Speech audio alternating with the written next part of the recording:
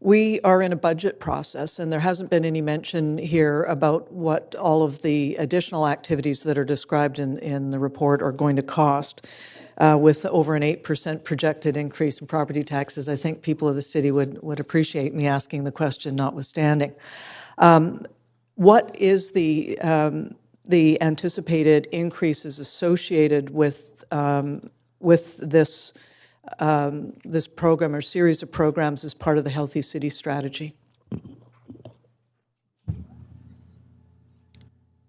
So in the 2020 proposed budget, we have across various city departments included a number of proposed initiatives, both in support of the new council motions that are very aligned with Healthy City Strategy, as well as some other kind of areas of work. So, for example, around connection and belonging, we have some requests related to work around historic discrimination, around Indigenous healing and wellness, and work on and continuing our work in those areas.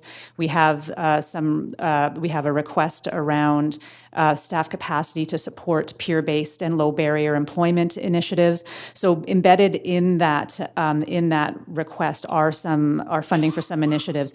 In terms of the refresh of the Healthy City Strategy, this is social policy and kind of work on this as part of our core operations in social policy. And so the work around refreshing the strategy, that's part of our work plan, or proposed work plan for 2020 already.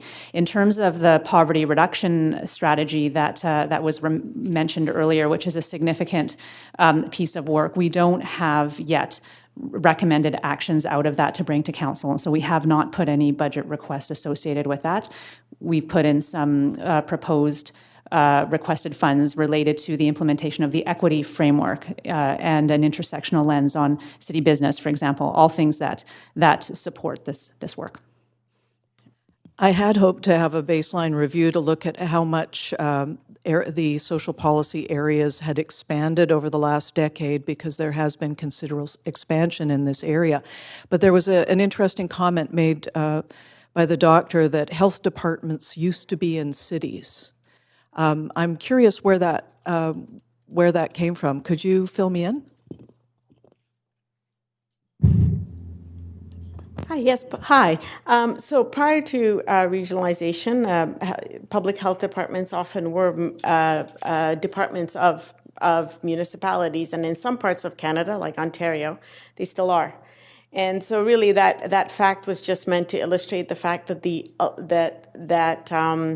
that historical comment I made to illustrate the fact that the work of public health departments and municipalities are naturally very well aligned, because they're both looking at health at a population level.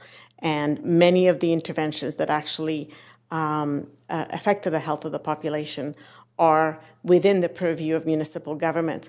And much of the conversation today was actually about the social policy department, but one of the things that is important to remember is that decisions made by licensing, decisions made by engineering and planning have very, very broad impact on health. Understood. We've also heard about downloading of activities from senior levels of government, nevertheless, and I don't recall that Vancouver ever was responsible for health as part of its mandate. But could you comment on the downloading from other levels of government? I probably don't have anything to contribute to that. I'm not sure I'm not sure I fully understand the question. Well, the question is, the city has taken on more and more responsibilities in the areas of health and social policy because the senior levels of government have not been covering it off, and so it's fallen to the city to take those things on.